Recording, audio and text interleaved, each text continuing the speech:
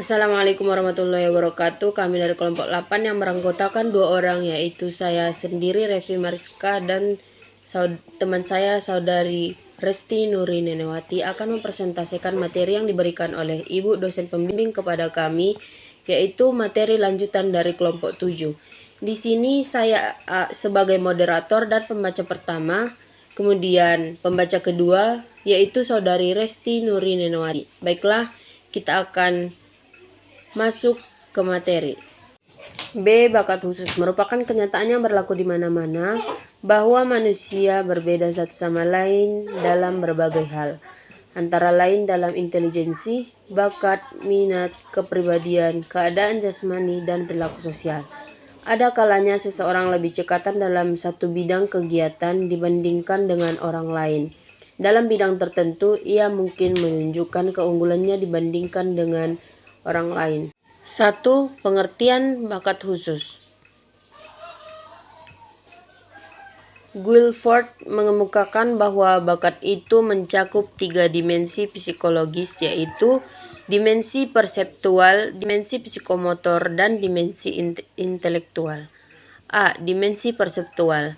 Dimensi perseptual meliputi kemampuan dalam mengadakan persepsi, dan ini meliputi faktor-faktor lain, yaitu kepekaan indera, perhatian, orientasi waktu, luasnya daerah persepsi, kecepatan persepsi, dan lain-lain.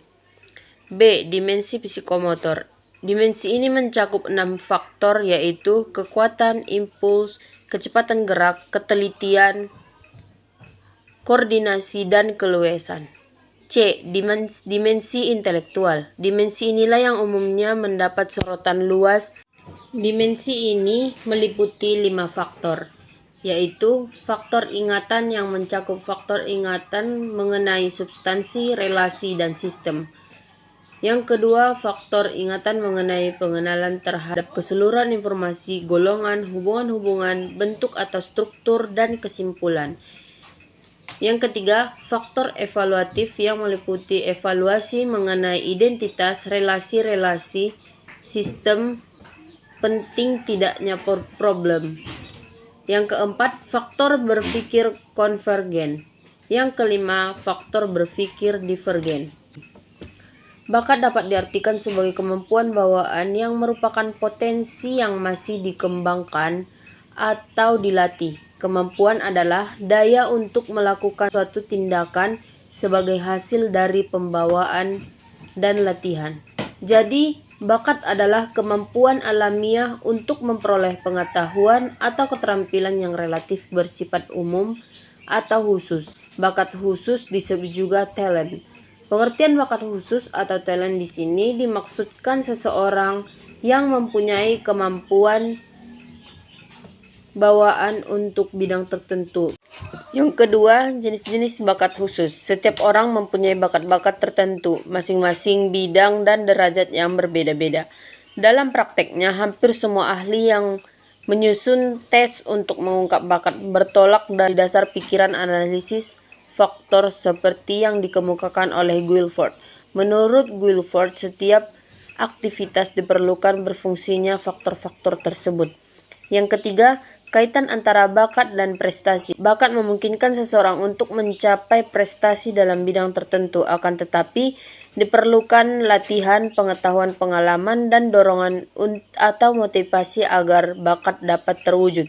Misalnya, seseorang mempunyai bakat menggambar. Jika ia tidak pernah diberi kesempatan untuk menggambar, maka bakat tersebut tidak akan tampak. Jika orang tua menyadari bahwa ia mempunyai bakat menggambar dan mengusahakan agar ia mendapat pengalaman yang sebaik-baiknya untuk mengembangkan bakatnya, dan anak itu menunjukkan minat yang besar untuk mengikuti pendidikan menggambar, maka ia akan dapat mencapai prestasi yang unggul, bahkan dapat menjadi pelukis yang terkenal.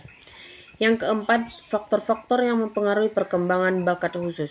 Kita hendaknya dapat membedakan antara anak yang berbakat yang sudah berhasil mewujudkan potensinya dalam prestasi yang unggul. Adapun sebab atau faktor-faktor yang mempengaruhi perkembangan bakat khusus atau seseorang tidak dapat mewujudkan bakatnya secara optimal, dengan kata lain prestasinya di bawah potensi, dapat terletak pada anak itu sendiri dan lingkungan. Yang kelima, perbedaan individu dalam bakat khusus. Pada dasarnya, setiap orang mempunyai bakat-bakat tertentu. Dua anak bisa mempunyai bakat melukis, tetapi yang satu lebih menonjol daripada yang lain. Bahkan saudara sekandung dalam satu keluarga bisa mempunyai bakat yang berbeda-beda. Anak yang satu mempunyai bakat untuk bekerja dengan angka-angka, anak yang lain dalam bidang olahraga, yang lainnya lagi berbakat menulis atau mengarang. Sekali lagi perlu ditekankan bahwa setiap anak mempunyai bakat tertentu, hanya berbeda dalam jenis dan derajatnya. Yang dimaksud dengan anak berbakat ialah mereka yang mempunyai bakat-bakat dalam derajat tinggi dan bakat-bakat yang unggul. 6. Upaya pengembangan bakat khusus remaja dan implikasi-implikasi dalam penyelenggaraan pendidikan. Sampai sekarang boleh dikatakan belum ada tes bakat yang cukup luas daerah pemakaiannya. Yang harus diukur oleh alat identifikasi adalah baik potensi bakat bawaan maupun bakat yang sudah terwujud dalam prestasi yang tinggi. Alat ukur atau tes apa yang dipakai tentu saja tergantung pada macam bakat yang dicari. Adapun kondisi lingkungan yang bersifat memupuk bakat anak dalam keamanan psikologis dan kebebasan psikologis. Anak akan merasa aman secara psikologis apabila A. Pendidik dapat menerimanya sebagai mana adanya tanpa syarat dengan segala kekuatan dan kelemahan. B. Pendidik mengusahakan suasana di mana anak tidak merasa dinilai oleh orang lain. C. Pendidikan memberikan pengertian dalam arti dalam memahami pemikiran, perasaan, dan perilaku anak, dapat menempatkan diri dalam situasi anak dan melihat dari sudut pandang anak. Dengan pengalaman bakat yang dimiliki dan upaya pengembangan dapat membantu remaja untuk dapat melakukan pilihan yang tepat dan menyiapkan dirinya untuk dapat mencapai tujuan-tujuannya. Materi selanjutnya akan dibacakan oleh Saudari Resti Nurinenawati. Assalamualaikum warahmatullahi wabarakatuh. Saya atas nama Resti Nurinenawati. Di sini saya akan membacakan kelanjutan materi yang sebelumnya telah dibacakan oleh Saudari Revi Mariska. C. Perkembangan sosial. 1. Pengertian perkembangan hubungan sosial. Beberapa teori tentang perkembangan manusia telah mengungkapkan bahwa manusia tumbuh dan berkembang dari masa bayi ke masa dewasa melalui beberapa langkah dan jenjang. Kehidupan anak dalam menelusuri perkembangannya itu pada dasarnya merupakan kemampuan mereka berinteraksi dengan lingkungan. Pada proses integrasi dan interaksi ini, faktor intelektual dan emosional mengambil peran penting. Proses tersebut merupakan proses sosialisasi yang mendukung anak-anak sebagai insan yang secara aktif melakukan proses sosialisasi. Kebutuhan bergaul dan berhubungan dengan orang lain ini telah mulai disarankan sejak anak berumur 6 bulan. Di saat anak itu telah mampu mengenal manusia lain, terutama ibu dan anggota keluarganya. 2. Karakteristik perkembangan sosial remaja. Remaja adalah tingkat perkembangan anak yang telah mencapai jenjang menjelang dewasa. Pada jenjang ini, kebutuhan remaja telah mencukup kompleks. Cakrawala, interaksi sosial, dan pergaulan remaja telah mencukup luas. Dalam penyesuaian diri terhadap lingkungannya, remaja telah mulai memperhatikan dan mengenal berbagai norma pergaulan yang berada dengan norma yang berlaku sebelumnya di dalam keluarganya. 3. Yaitu faktor-faktor yang mempengaruhi perkembangan sosial. Perkembangan sosial manusia dipengaruhi oleh beberapa faktor, yaitu keluarga, kematangan anak, status sosial ekonomi keluarga, tingkat pendidikan, dan kemampuan mental terutama emosi dan inteligensi.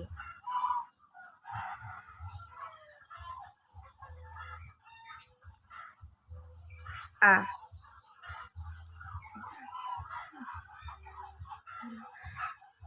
Keluarga. Keluarga merupakan lingkungan pertama yang memberikan pengaruh terhadap berbagai aspek perkembangan anak, termasuk perkembangan sosialnya. B. Kematangan. Bersosialisasi memerlukan kematangan fisik dan psikis untuk mampu mempertimbangkan dalam proses sosial. Memberi dan menerima pendapat orang lain memerlukan kematangan intelektual, dan emosional. C. Status sosial ekonomi. Kehidupan sosial banyak dipengaruhi oleh kondisi atau status kehidupan sosial keluarga dalam lingkungan masyarakat. Masyarakat akan memandang anak bukan sebagai anak yang independen, akan tetapi akan dipandang dalam konteks yang utuh dalam keluarga anak itu, ialah anak siapa.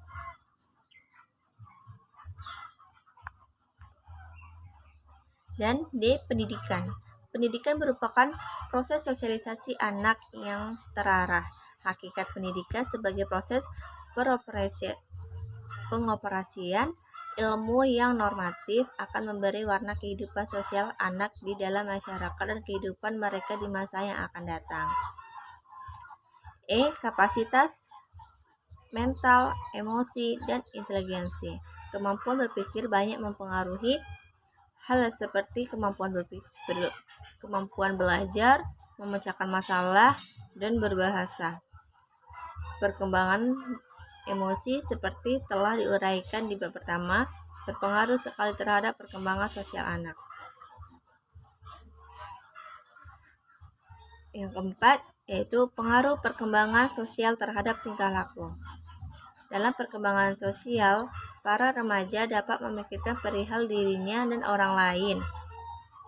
Pemikiran itu terwujud dalam refleks diri yang sering mengarah ke penilaian diri dan kritik dari hasil pergaulan dengan orang lain.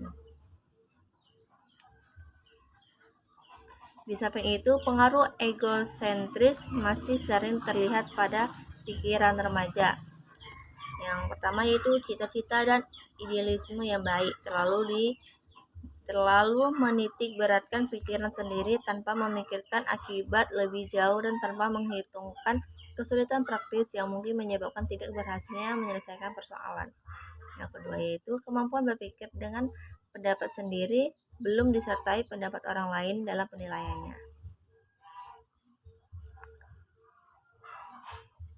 Yang kelima yaitu perbedaan individual dalam perkembangan sosial. Bergaul dengan sesama manusia atau sosialisasi dilakukan oleh setiap orang, baik secara individual maupun berkelompok. Dilihat dari berbagai aspek terdapat perbedaan individu manusia yang hal itu tampak juga dalam perkembangan sosialnya. Yang keenam, upaya pengembangan hubungan sosial remaja dan implikasinya dalam menyelenggarakan pendidikan. Remaja dalam masa mencari dan ingin menentukan jati dirinya, memiliki sikap yang terlalu tinggi menilai dirinya atau sebaliknya. D. Perkembangan bahasa. 1. Pengertian perkembangan bahasa. Sesuai dengan fungsinya, bahasa merupakan alat komunikasi yang digunakan oleh seseorang dalam pergaulan atau hubungannya dengan orang lain.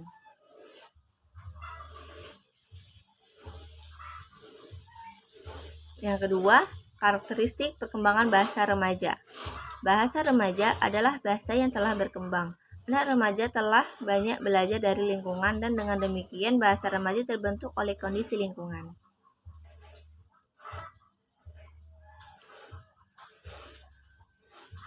Dan yang ketiga yaitu faktor-faktor yang mempengaruhi perkembangan bahasa. Berbahasa terkait erat dengan kondisi pergaulan. Oleh sebab itu, perkembangannya dipengaruhi oleh beberapa faktor-faktor.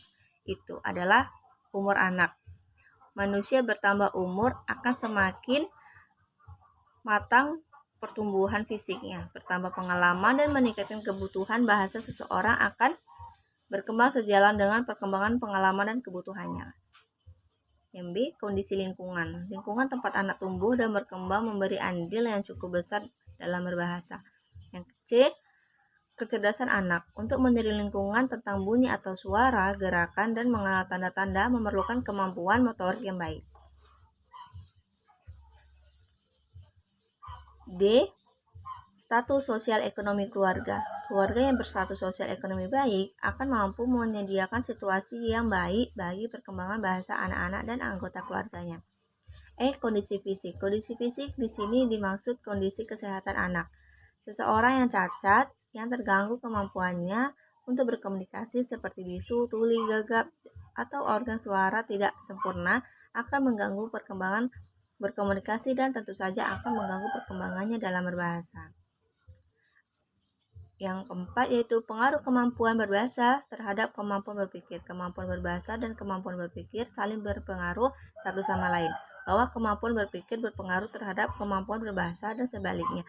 Kemampuan berbahasa berpengaruh terhadap kemampuan berpikir. Seseorang yang rendah kemampuan berpikirnya akan mengalami kesulitan dalam menyusun kalimat yang baik, logis, dan sistematis. Yang kelima yaitu perbedaan individual dalam kemampuan dan pembangunan bahasa. Menurut Chomsky, Woolfolk BKK 1984-70 anak dilahirkan ke dunia telah memiliki kapasitas berbahasa. Akan tetapi seperti dalam bidang yang lain dan sebaliknya.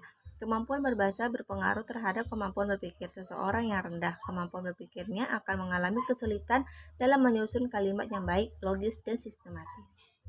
Yang kelima yaitu perbedaan individual dalam kemampuan dan pembangunan bahasa. Menurut Chomsky, Woolfolk BKK 1984-70 anak dilahirkan ke dunia telah memiliki kapasitas berbahasa. Akan tetapi seperti dalam bidang yang lain, faktor lingkungan akan mengambil peranan yang cukup menonjol dalam mempengaruhi perkembangan bahasa anak tersebut. Keenam yaitu upaya pengembangan kemampuan bahasa remaja dan implikasinya dalam menyelenggarakan pendidikan. Kelas atau kelompok belajar terdiri dari siswa-siswi yang bervariasi bahasanya, baik kemampuannya maupun polanya. Menghadapi hal ini, guru harus mengembangkan strategi belajar mengajar bidang bahasa dengan memfokuskan pada potensi dan kemampuan anak. Pertama, anak perlu melakukan pergaulan atau menceritakan kembali pelajaran yang telah diberikan dengan kata dan bahasa yang disusun oleh murid-murid sendiri. Yang kedua, berdasarkan hasil identifikasi, itu guru melakukan pengembangan bahasa murid dengan menambahkan perbendaharaan bahasa lingkungan yang telah dipilih secara tepat dan benar oleh guru.